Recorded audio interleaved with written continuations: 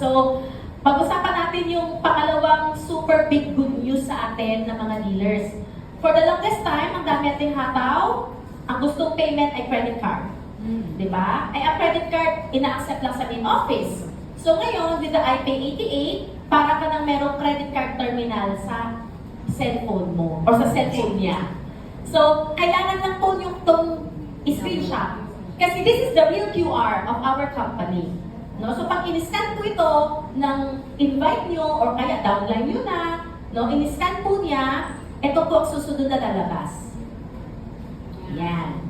So maghahanap po siya ng pangalan, cellphone number, email address, tapos kung anong, magkano amount. Tapos kung para saan. Okay? Yung para saan na optional yan eh. And then, mamimili na po yung kausap nyo kung ano yung kanyang mode of payment. Credit card or debit card. Ang kailangan lang po dyan yung merong Visa or Mastercard na logo. Tingnan nyo po yung mga ATM nyo. Kahit ATM may Visa or Mastercard na logo yan eh. So, papasok po yan. Yung ATM debit ang tawag dyan eh. No? Pero syempre, maraming tao gusto credit. Tuta. No? Gusto credit card. Ayan. Kaya pwede yan dito. Pwede rin po mag-buy through GCash. Pwede rin po Maya and Shopee Pay. Okay? So, pag nakapili na siya, lalabas na po yung portal. O, ilalagay lang niya yung details niya. Credit card number, yung CVC, yung expiration, and then i-click lang niya yung confirm. Lalabas po yung reply or yung information kung successful ba o kaya fail. So, ang kailangan actually dito, internet lang. Basta may internet, makakapagbayad sila. So, itong ating transaction slip, this is acceptable in the center or in the main office. So, instead po na magbabayad po kayo, halimbawa, punta kayo ng center, ang ibabayad niyo po, dala-dala niyo po cash. No? Ang ipapakita niyo po, yung QR. Yung successful, hindi QR, yung successful na transaction. Meron po dito reference number, yan po yung importante. Kaya pag kayo nagganito, huwag nyo ipopost. Ha?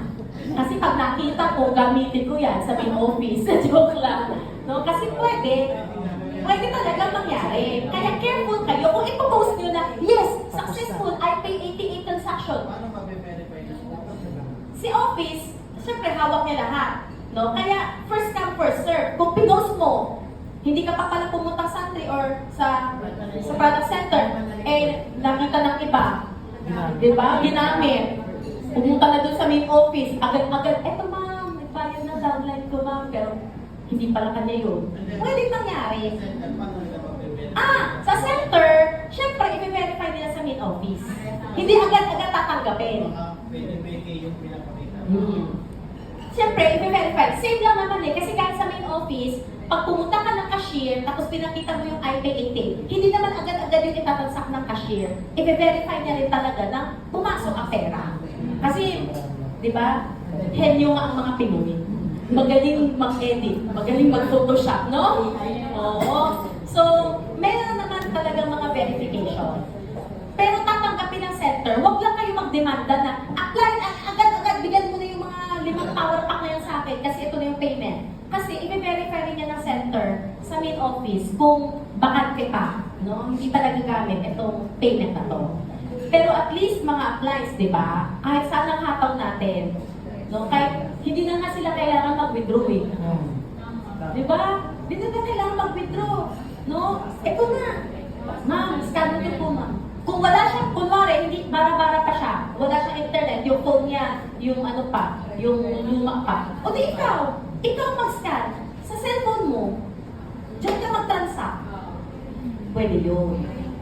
Okay? Pwede nyo rin po ito ipaksuyo sa mga applies nyo. So for example, nangyari na po sa akin, si Atay Ora, nasa bahay, pero may urgent na power pack na kailangan. Eh ako yung nasa office. O di nagbayad siya sa bahay na ng credit card. Tapos yung successful transaction, pinadala sa akin. Tapos yung information para sa reg form, pinasa rin sa akin. Ako nagsusulat sa main office ng registration niya. Tapos yung payment niya, yung eto. Pasok yun. Okay? Di ba super convenient, no? Kahit nasa malayo ang hataw nyo, nakapapag-transact kayo. Di ba? So, yun na po yung mga applies, no? Those are our updates for this year. Sana po, ito yung taon na talagang, naku, kumita tayo ng todo-todo. Okay?